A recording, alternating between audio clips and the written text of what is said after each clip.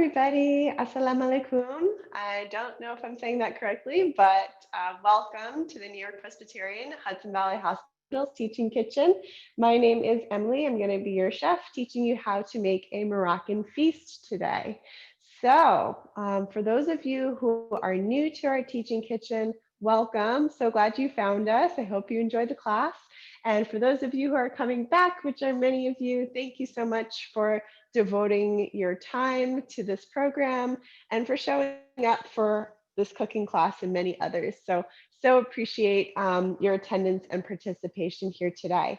Just a few Zoom ground rules. Many of you may know this already by now, but for our class today, if you could remain muted throughout the presentation. And Frances McCarthy, we have the privilege of having her join us today. She's very busy, but we're lucky to have her. She is going to be moderating your questions through the chat function. So if you've got a question, you can type it into the chat box. And Fran, if you'd like to open that up and get that started, perhaps you already have. Certainly anybody can put their questions in there and Fran will read them to me. So thanks everybody for tuning in. And then if we have time towards the end of the class, if anybody wants to unmute and share something, we can do that as well. All right, so with that, let's get started. The origins of Moroccan food. I had the great privilege to travel there many years ago, and I was in Essaouira, which is known for being a very windy city, and it's right by the water, and it has these big, beautiful, still an old walled city, big, beautiful walls all around it, and the food was just incredible. And that is really where my obsession with Moroccan cuisine began. And so the origins of Moroccan food are really, really interesting because they're very layered, like most ancient cuisines, and I will say this is an ancient cuisine. It has many different influences over time. So if you're not familiar, Morocco's first inhabitants were the Berbers, and they introduced the tagine more than 2,000 years ago. So that was, if you're not familiar with a tagine, I don't have one here because it's sort of a specialized cooking tool, but if you are a Moroccan household, you definitely have one of these. It's a clay pot with a beautiful, sort of like a teepee shape and a big round base. And a lot of foods are cooked in the tagine. Everything's just thrown in and stewed over time. So Moroccan cooking is often low and slow over time, and that's what makes it so flavorful and layered. But of course, we only have 45 minutes today, so we're gonna kind of take some shortcuts on that. So the tagine is central to that. Often you're going to see dishes that start with a base of couscous. I'm going to talk a little bit about that as well. And then over that is layered lots of vegetables, some meat, some dried fruits and nuts. Everything's kind of layered together to make a really flavorful dish. And if you thought that that you had too many spices in your spice cabinet, well, Moroccan cuisine is a great way to use some of those up because it just uses so many different spices. So I'm going to talk a little bit more about that as well. So starting with the Berbers and then the arrival of the Arabs in the 7th century, which brought spices from China, as well as India and Malaysia. So this big introduction of spices into which we think of as so central to Moroccan cuisine didn't happen until the 7th century. Then around the 8th century, the Moors from Spain brought olives and olive oil, and as well as the tradition of pickling and preserving. So that came a little bit later. And then finally, the Ottomans brought kebabs. So one of the other things that we think of as central to Moroccan cuisine was brought by the Ottomans. And I can't talk about Morocco without talking about the French. Certainly the French colonized Morocco in 1912.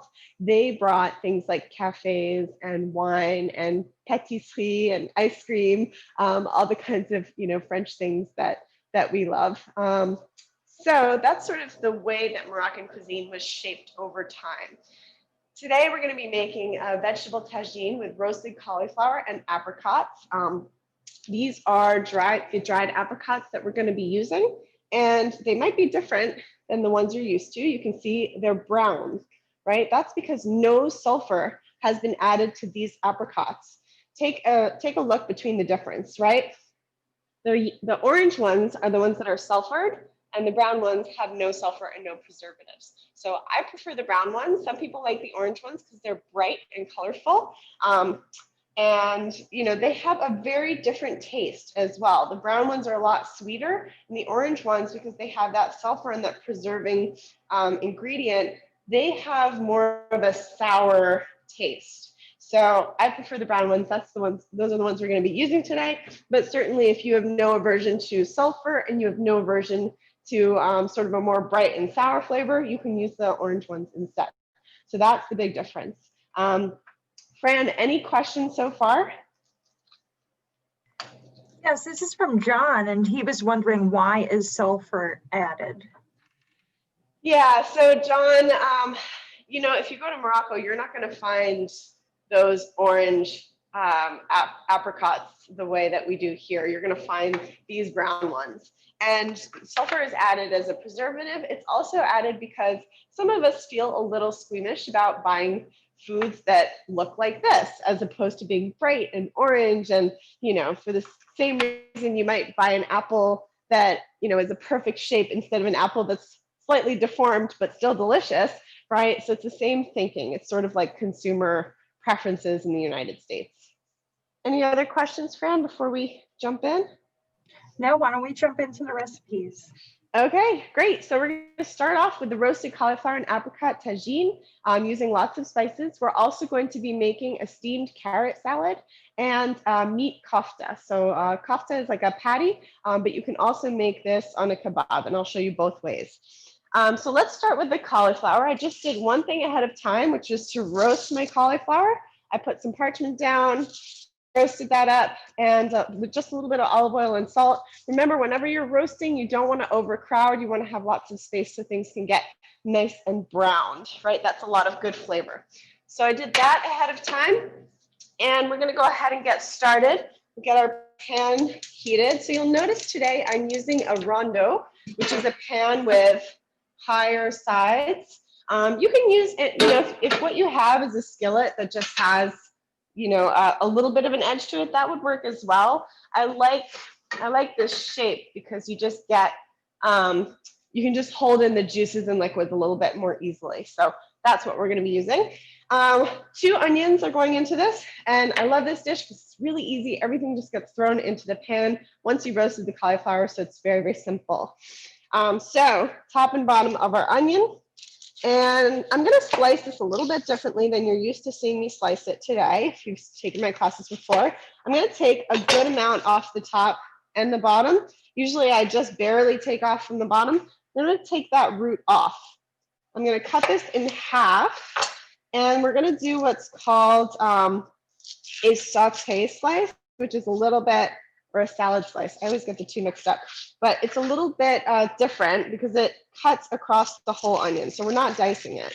We're going to slice it very thinly. So here's the top, here's the bottom. It's not connected at the root, which is going to allow us to get this kind of shape. So I'll just show you quickly, tucking my fingers, right? Nice and easy. And everything's going to go right into the pan. I'm using some chickpeas today. If you had a different bean, of course, you could use that. But the most traditional legume that you would find in a tagine is a chickpea. And I think that's because it doesn't disintegrate over time. Chickpeas kind of hold their shape. So we've got our canned chickpeas that have been drained and rinsed. Our chopped onions, I've got 2 of them here. Lots of onions going into this dish.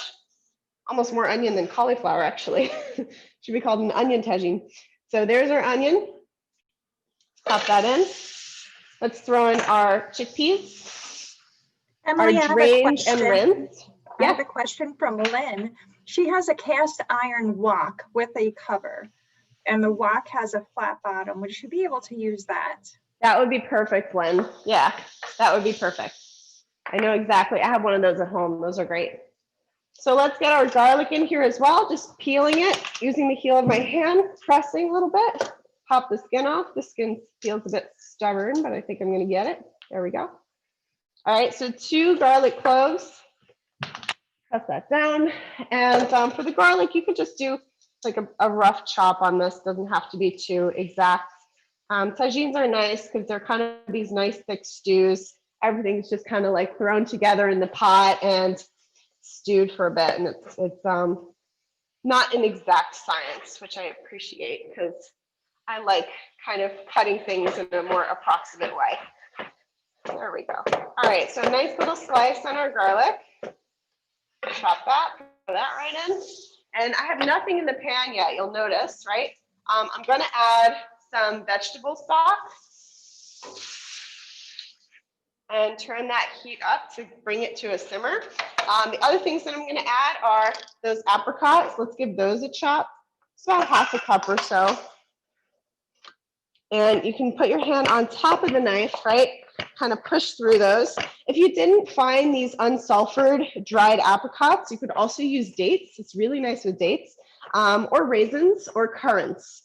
Any of those three would make a great substitution for the dried apricots. Of course, the apricots give a very special flavor. So this is the preference, but you can make substitutions and use what you have on hand in your kitchen if that's what you have. The unsulfured apricots, I did find them over at ShopRite, so you can find them pretty easily now, which is good. You couldn't used to only find the orange ones. Now you can find both, but sometimes you have to dig around in like the nuts and seeds. Fran, any questions? I do have a question from Judith, and I did ask her to elaborate a little bit more on it. She's asking, is sulfuric, sulphuric, detrimental to health? Right, so sulfur, unless you have an allergy, it is not proven to be problematic for your health, but some people do have sulfur allergies and allergies to sulfites. So you just want to be careful of that. Thank So you. let's And also, also from Randy, asking, although couscous is traditional, can other grains be substituted? Yes, absolutely. So I'll get to that, Randy, when we talk about the couscous in just a moment. I'm going to add my spices in here. So I've got a nice mix of spices. Our cinnamon, ground cumin, some ground coriander, and some ground ginger. So all four of those spices and a pinch of salt are going in to our dish to really flavor this up. All right, so let's give this a little stir just to make sure those spices get in there. It's already smelling so, so good. And we're just gonna cover this and let this go for about 10 to 15 minutes until the onions get nice and soft. And then we'll add our cauliflower to it. Now remember, the cauliflower is already cooked, right? I already roasted the cauliflower. And of course, you don't have to do it this way. If you wanted to, you could throw the cauliflower in with the other ingredients and just throw it all together. But I love the flavor of roasted cauliflower. It has like that really nice caramelization that happens. So this is my own little spin on this recipe. And for couscous, I just wanted to talk briefly about couscous. So couscous is thought to have come about in the 11th and 13th, around between the 11th and 13th century, possibly earlier. It's a little unclear as the foods that have been eaten over many, many centuries, where the origin really began. But the Berber root of the word couscous literally translates to well-rounded or well-rolled. So couscous traditionally is made from semolina, which is a kind of wheat. So it's not a gluten-free grain. So if you have any trouble digesting wheat, you would not use couscous. You can find couscous that's also whole wheat couscous now, which is really nice. Or I happen to have this in my pantry from home, so I brought this in, this is barley couscous. I thought this was kind of neat. I bought this a while ago in the city from Calusian. So this one's barley couscous. So couscous traditionally made from semolina can also be made from other grains. And then of course, if you have any wheat allergy or any kind of sensitivity to that, use quinoa. Quinoa makes a great base for this dish, and it's going to add a little bit of protein as well. So any questions about that, Fran?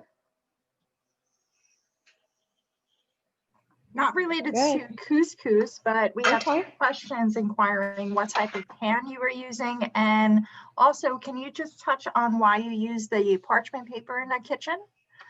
Sure, yeah. So the kind of pan that I'm using is called a rondeau. right? So it's wide and it has an edge to it, but you can use any pan that you have at home that has a good lid that can go on it.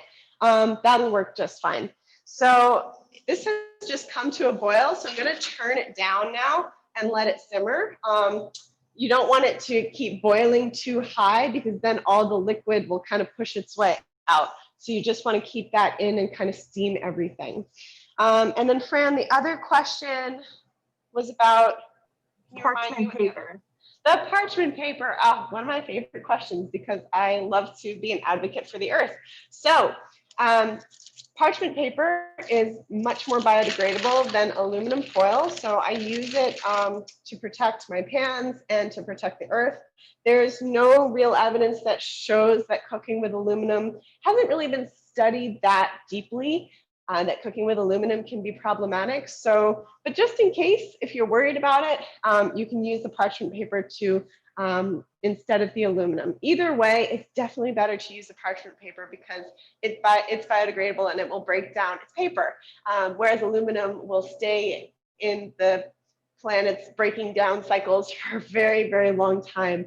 So I prefer to use the parchment for that reason. You can use neither if you just prefer to go straight onto the pan. Certainly you can do that as well. It makes it a little bit easier to clean if you've got parchment down. So that's another reason I use it. But certainly you don't have to use anything. You can just go straight onto your baking sheet. Emily, Other questions before I go to the carrot salad? Randy would like to know, are there any other good substitutes such as barley, bulgur, buckwheat, or farro? Yeah, I mean, certainly, Randy, you can use any grain as a base that you enjoy. If you wanted to use like frika, which is cracked spring wheat, which is really tasty, you could use that. You could use bulgur. You could use, you know, any kind of grain will be a good base for this recipe. So yeah, feel free to experiment in your kitchen. Thank you. That's all for now. Thank you so much, Fran. All right, so I'm going to jump to the steamed carrot salad. So I have a pot back here with some water in it, and it has a steamer basket set into it. If you don't have this type of pot, you can buy like those little basket inserts that you can kind of like push into a pot and they kind of clam up. But I think you know what I'm talking about. But those will work just as well. You just want it to be raised above the water level. So that's important. You don't want, when you're steaming something, you don't want it to be sitting in water. It kind of gets waterlogged and soggy. So I happen to buy rainbow carrots. So I just want to show you how beautiful these are. So we've got purple, white, yellow, and I'm just going to peel and chop an orange one to show you. We want about 4 cups of carrots. So you could scrub these if you wanted to, or you can peel them. So bracing your carrot against the board and holding I kind of hold this, I thread my finger through it and then grab it like that, right? So using the cutting board and with my left hand, I'm just turning that carrot. That way your carrots are peeled very quickly. Makes this a very easy thing to make. All right, got to keep moving here. So let's put our carrot peels in our compost. Of course, if you like carrot peels, you can use the whole carrot and not peel it, just wash it really well. Carrot peels are slightly bitter, so that's one of the reasons that I'm peeling it is for the flavor. I'm making a tunnel here to cut through the whole carrot. If you want to, instead of doing this in one go, let's pretend this is still whole. You could cut it in half first and then tunnel through. It's a little bit easier to work with smaller pieces. So at this point, flat surface down, curling your fingers, tucking. I'm going to turn my body a little bit here, you guys can see. And we're just going to go for half moon slices. All right. So here's our carrot, flat side down, line them up, right? So you can do 2 at once and rock your knife all the way through. All right. So we're going to set these carrots right into our steamer basket. I've got my water boiling back there. And we'll let these steam for a little bit. We're also going to throw some garlic cloves in there. I almost forgot. And steam those too. So I'm just going to gently press, take the peels off, and we're going to throw them and steam them with the carrots. And then we're going to slice them up and add them into our dish. So this is a nice way to work with garlic because it just Steaming it gently kind of mellows it out a little bit. It's not so strong as when you use it in its raw state. So that's why we're steaming our garlic today. So while that's steaming, I'm going to introduce you to a few ingredients that we're going to be using in this carrot salad. We've got some parsley, some cilantro, 2 beautiful leafy herbs, lots and lots of herbs, lots of spices in these dishes, right? So that means lots and lots of flavor. It also means often that you can use less salt because you have all these wonderful flavor enhancers. So I find that when I cook like this, I don't really need as much salt in my cooking because there's so much good stuff going on. All right, Fran, any questions while I take the stems off of these herbs? Very roughly, I should say, take the stems off of these herbs. I was chatting with Phyllis. She was inquiring about a good way to preserve lemons. She has Meyer lemons. And I was just telling her that it's best to keep them in the fridge in a crisper jar or on a shelf. Do you have any other ways that you preserve them? Yeah, so I mean, the best thing to do with your lemons is you can store them in the refrigerator. They'll keep longer. You do not have to store citrus in the refrigerator. Certainly, it can be stored on the counter, but it will start to turn more quickly. But Phyllis, I'm wondering if you're asking about preserving lemons or preserved lemons, which is a slight difference because preserved lemons are a very traditional ingredient in Moroccan cooking.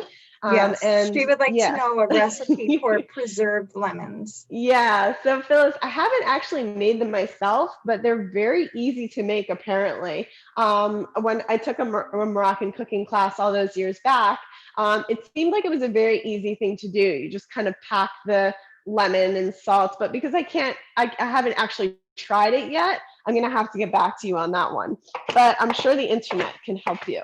Thank you. And Barbara would like to know why stems of herbs are not used. So yeah, so Barbara, certainly you can see I'm using some of the stems in here, but I did take off quite a few. You can use them if you want to. If you want to chop them up really small, you can certainly do that. They're just more fibrous, right? So if you were to peel this apart, you can see, right, how stringy these are. So they're just kind of fibrous. They're not that enjoyable to eat, but they're completely edible. So if you wanted to eat the stems, you can eat the stems. No waste. Thank you, I encourage it. And Anne would like to know how you would, with the parsley, should they be washed and dried before they're chopped and added? Yeah, so Anne, that's a good question. With all of my herbs, everything has been washed and dried well.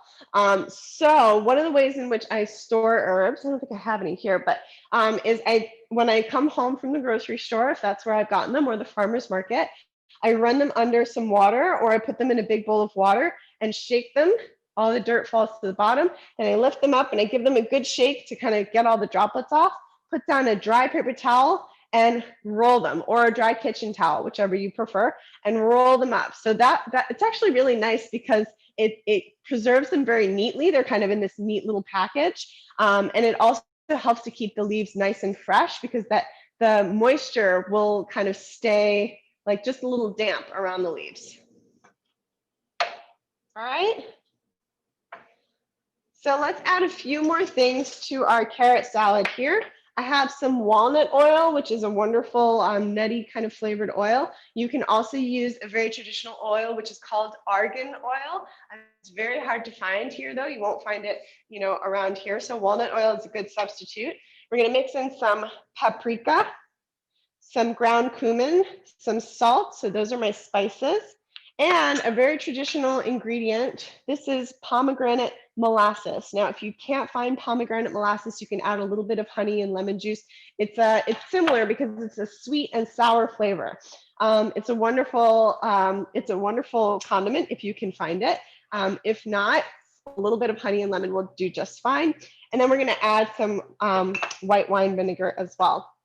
So let's throw in our spices. So we've got my herbs, my spices, and then in here, I've got my walnut oil, my pomegranate molasses, my vinegar, and we're just going to toss those things together and then toss the carrots in this little mixture.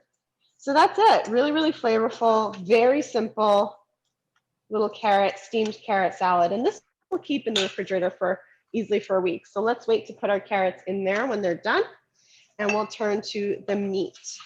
Before you Fran, move any on, questions? yes, would you be able to substitute lemon with grapefruit or orange or vinegar, possibly? Sure. I don't see why not. I think there would be. I actually think it would be really tasty with orange. I often will put orange zest or orange juice with carrots. So yeah, I think you could play around with that. It could be really interesting. Thank you. Yeah, thank you. Thanks for all your great questions, everybody. Really appreciate your participation. You're making me think today. All right, so our next recipe is our ground beef patties. So very, very rare that we use beef here in this kitchen. Certainly you could use ground chicken or ground turkey if that's what you prefer.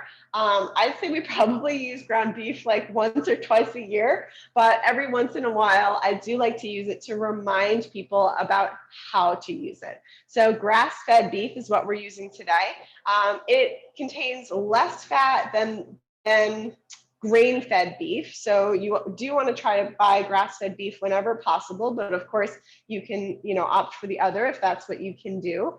Other things I wanted to mention. So it means, basically what grass-fed means is that the animal has been fed grass at some point in its raising.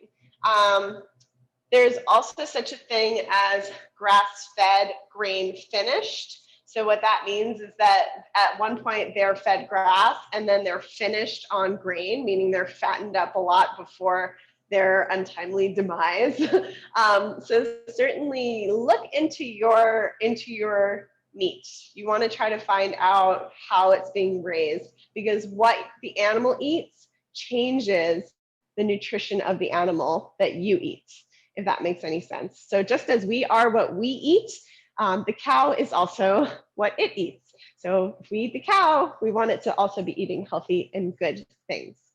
So grass-fed beef generally contains fewer calories because it does have less fat in it because of the nature of its diet. Grass-fed beef contains omega-6 polyunsaturated fats. And then it also contains some omega-3s as well. This is where grass-fed makes a major difference. It can contain up to 5 times as much as the omega-3 fatty acids as grain-fed. And then the other thing about grass-fed beef is it contains conjugated linoleic acid, CLA, and those CLAs can have all kinds of health benefits, but primarily they help to develop lean muscle mass. So that's one of the reasons that you want to use that one. Any questions about meat while I get this together here? No, we're good. Keep on moving. All right, I'm going to bring my cast iron skillet forward and just start heating that gently. I'm moving this to the back here so that I can keep working on that tagine over a low heat.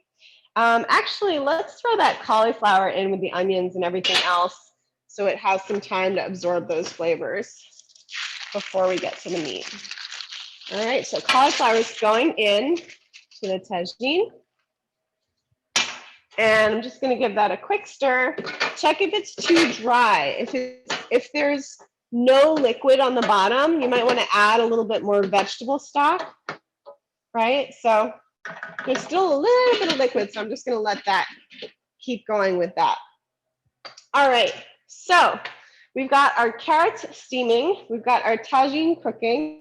Now we're going to make our meat. So for this, you want to mince your onion, and I'm going to cheat. I'm going to use a food processor, but you can certainly do this by hand. So this is a really big onion, so maybe I'll just use half of it. You just want about like a cup or so of onion. And remember, I'm using a cast iron pan for this because it makes for really nice even heat distribution. All right, so if you don't have a cast iron pan, you can use any non-stick skillet. So I'm just going to kind of give this onion a nice rough chop. And I've got my food processor here. draw this forward a bit so you guys can see it. All right, so this is fitted with an S blade. Just gonna pop that right in, and we're gonna let that go for a little bit. I'm also gonna add some herbs to this. So I have some fresh mint, do a couple of fresh mint leaves. Now, mint is one of the ones I would not use the stem. Mint and basil, I really wouldn't use the stem because they're very, very fibrous. They're too woody. They're just too unpalatable. So, you know, parsley and cilantro, you can kind of get away with it. But the mint, not so much. So let's pop our herbs are going to go in there too. Let's just help the food processor out a little bit and give it a bit of a chop. Sometimes if you just put the whole herb in there, the stems might still be like wrapped around the food processor. So let's just start with the onion, throw our herbs in. And this is very easy. It comes together very quickly. Pulse that a bit. And let's not forget our key spices, more spices. So we're gonna throw in paprika, cumin, and some salt. Kind of go around there so it doesn't all end up in the middle. Pulse that a few times. And you can use, you know, one of these handy little spatulas to just get in around the edges and pulse it once more, just so that everything can integrate well. Okay. You don't want to turn this into puree, right? So don't overdo it. So I'll just show you what it looks like here. You guys can see it's kind of a nice rough chop. And we're going to add that in to our meat mixture. This is also where it's useful to have a spatula. Be careful because this blade is really sharp. So you don't want to just leave this in your sink because somebody could get hurt. So wash that, you know, carefully. All right, let's put in our onion and herb mixture. And you can use a spatula to kind of push that all together, or I've got a handy set of gloves here and just kind of mush all that, those spices, the herbs, all that flavor, right, are getting built into your meat. All right, it smells really good in here. Questions coming in. Let's hear them. Okay, so if this is from Diane, she wants to know if she doesn't have mint, can she use basil or just skip it all together? You know, I mean, they're very different tastes, but I think it would be fine. You could use basil. Yeah, it's, you know, it'll still be good.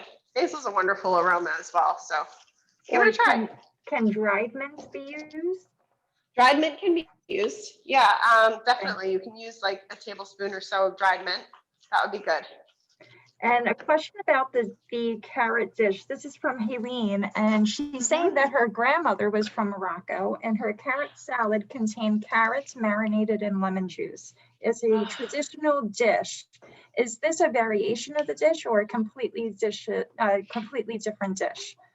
Yeah, so I love that. Thank you for sharing. I can't speak to your grandmother's recipe, so I don't know what else was in it, but carrot salad in many different shapes and forms is very traditional to Moroccan cuisine. So many households will have their way to make it. So it's really, yeah, it's just really like based on the household that you're in, but you're definitely gonna find carrot salad all over Morocco. All right, I'm bringing the heat up here and we're gonna add a little bit of oil to this and get this going. Any other questions, Fran? You said you had a few. We are all caught up, thank you. Okay, great.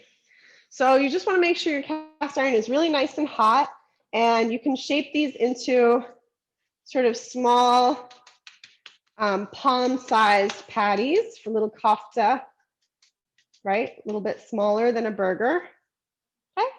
And let's just see, this isn't quite hot yet. So how do I know? I just touched this to the pan and I'm not hearing as much of a sizzle as I want to. So I'm gonna actually use this cutting board for meat and then I'll take it away when we work with the carrots. All right, so I'm gonna prepare, maybe I'll just prepare a few here while that oil heats up. Let's see. Oh, that's why this middle one wasn't, okay, there we go. All right, and we should also check on our carrots soon because they have been steaming nicely over there in the background. So you don't want to overcrowd your pan whenever you're cooking meat.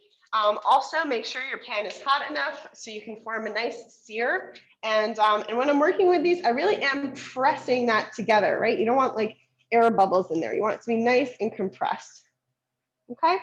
Whenever you are making a burger, you want to get an instant thermometer. I left mine at home, so I'm not going to use that today, but an instant thermometer will help you read the temperature. So you can just point it and quickly take the temperature. 145 is medium rare and 160 is medium. All right, let's check our oil now. I hear a little bit more of a sizzle. Yeah, there we go. So once that hits the pan, do not move it. Just let it sit and sear, right? We're always tempted to try to, I can squeeze one more in there. We're always tempted to try to move things, lift things, flip things before they're done. Let it sit, let it sear. That's where all the flavor is. And that way you're gonna have an easier time cleaning your pan. Emily, it's not mentioned in the recipe. What type of oil are you using in the pan? Oh, so you can use, I just filled my little thing here with avocado oil. You can use avocado oil or grapeseed oil. Those are both good options. Thank you. All right. Great. All right, everybody. So we're almost ready to get this stuff together. We've got our little koftas cooking. Let's move this out of the way so we don't forget, because it had raw meat on it. So we just want to take that away so we can disinfect it properly. Okay. And keep our station nice and neat. All right, let's check on our carrots. They've been steaming nicely. Oh, they're perfect. Okay. So I'm going to take this off of the heat and just show you how do I know these carrots are done. Okay. Right, so here they are, beautiful steamed multicolored carrots. I'm going to throw some cold water on this to help stop the cooking. So whenever you're steaming something, if you don't want it to turn to mush, you can just jet some cold water. I don't know if you guys can see me back here. All right, so I'm just using a little cold water. There we go. All right. Ooh, still a little hot. Let's shake that off and put it into our bowl here with our herbs and our spices. Smells so good. This is really fun. I really like the rainbow carrots. I have to say it's very fun to have all the different colors, but you probably would just see this with orange carrots. Okay, look how pretty. All right, this is like the most colorful, beautiful thing you've ever seen. The purple carrots tend to kind of, the color tends to kind of leach out onto some of the other carrots. So don't be alarmed, that's completely normal. Smells really good. All right, so there's our carrot salad. Quick note on couscous. The way that I cooked this couscous, I boiled some water. I know I had there it is. I boiled some water. I put my couscous in a bowl, just with nothing in it. And then I took a little bit of oil. I rubbed that on the couscous. And then once the water was boiling, I poured it over the couscous and just quickly covered it with some saran wrap. So let's see how we did here. Have a look. All right, and then you can use a fork to kind of tease it apart. This is called fluffing, right? You want to fluff your couscous. This way it kind of helps to separate it. So rubbing the couscous with oil before you put the hot water over it, what does that do? It ensures that it doesn't clump together. So you're basically coating each little grain with a bit of oil, because oil is hydrophobic. So it'll absorb water, but the grains won't stick together. So you'll have this nice, fluffy kind of a couscous. Okay, I'm gonna have a look at that. All right, questions, Fran? I think I saw a couple pop up on the chat. Yes. So while you are flipping that meat, how do you know when it's ready to flip? Yes, perfect question. So first thing, my nose. I can smell the browning happening, right? Second thing, my spatula. I'm kind of going to see if it goes under. It goes under nice and cleanly, right? So if you are pushing and it's resisting, it's not ready yet. It should just lift right off the pan. All right, so it should lift and flip. So I'm just patting these down a little bit. All right, so the nose tells you, if it starts to smell good, it's probably good. And the other part is just making sure that they are not stuck to the pan. So using your spatula as like a little probe, test to see if you can get under it. If you can, go for it. If you're like pushing and the burger's just pushing back, not ready yet. Let it continue to sear a little bit longer. All right. Any other questions? We have about 5 minutes left. Yes, Get I these have things one up on a question plate with here. the meat and one question about couscous. How long do you let the couscous sit in the water? Yeah, so just about 10 minutes or so. It's actually really quick. The package will tell you, because depending on what kind of couscous you buy, but the barley couscous was just 10 minutes. It was really, really quick. Yeah. Thank you. And it should absorb, you want to follow the directions there. Right, and I was answering the question regarding the difference between grass-fed beef and organic beef. Yeah. And while you are cooking this meat and explaining that, another question came in asking if you can bake the meat instead of frying it. Ooh, that's a good question. I've never tried to make these baked. I don't see why not. Certainly, I mean, I've baked like patties and meatballs and stuff like that before, so you could try baking it. Yeah, I'm not too sure on that. I haven't tried, so I think it might be good though. All right. Thank you. Any other questions? Yes. Can you touch on the difference between organic and grass-fed meat? Okay, so organic doesn't necessarily mean grass-fed. You can give a cow organic soybeans to eat and call it organic meat. Grass-fed literally means the cow is fed grass. There can be cows that are grass-fed, grain finished, as I mentioned, so they're not grass-fed from start to end. Often farmers will do this because it helps to fatten up the cow really quickly towards the end before they need to make it to our plates. So yeah, that's the difference. Organic does not necessarily mean grass-fed. All right, so we've got everything together here. We've got just want to show you a close-up of our tagine. Show you that, amazing flavor. Smells really, really good. We're gonna add a squeeze of fresh lemon juice on top. And of course, you could use preserved lemon in this if you have that. I think it was Phyllis who had the beautiful Meyer lemons. If you figure out how to preserve them, you can throw that in with your apricots and everything. I've got some almonds here, toasted almonds. It'd be better if I chopped them, but I already got rid of my cutting board. And we're gonna stir this together. You could add olives to this. You could add different vegetables too. You could do zucchini, would be really good. Peppers would be yummy. So you can play around with this. So let's just plate this. I'm gonna throw some couscous down in the bowl.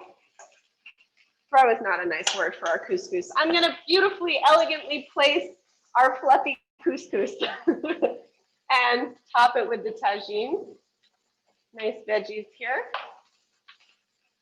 Okay, so here is your dish. I've got that carrot salad here mixed together. I'm going to show you that a little bit closer on this plate here. You guys can have a nice look at that. And then finally, let's get our patties here. So they're cooked on both sides. You can open one up and see if it's still too pink in the middle for your liking. Of course, it's great to have that instant read thermometer so you know that it's food safe. All right. So there are the patties. And traditionally, this is served. I made this ahead of time, but I did include a recipe for all of you. Traditionally, this is served with an herbed yogurt sauce. So I have that here to go with the patties. All right, everybody, we did it. 12:45, 3 dishes. Our Moroccan feast is ready. Fran, any last questions before we sign off today? Definitely one last question from Judith. Can you use sesame seeds? Can you use sesame seeds? You can, of course, use sesame seeds. I don't know which recipe you're talking about, but it would work well on the carrot salad. Also in the tagine, be fine to use sesame seeds. Yeah, good flavor. Why not? Thank you. Great class. That's it. All right. Okay, everybody. Thank you so much, Fran, for relaying the questions. Thanks to everybody for tuning in. We've got more classes coming up for you. Tomorrow we have plant-based Spanish tapas.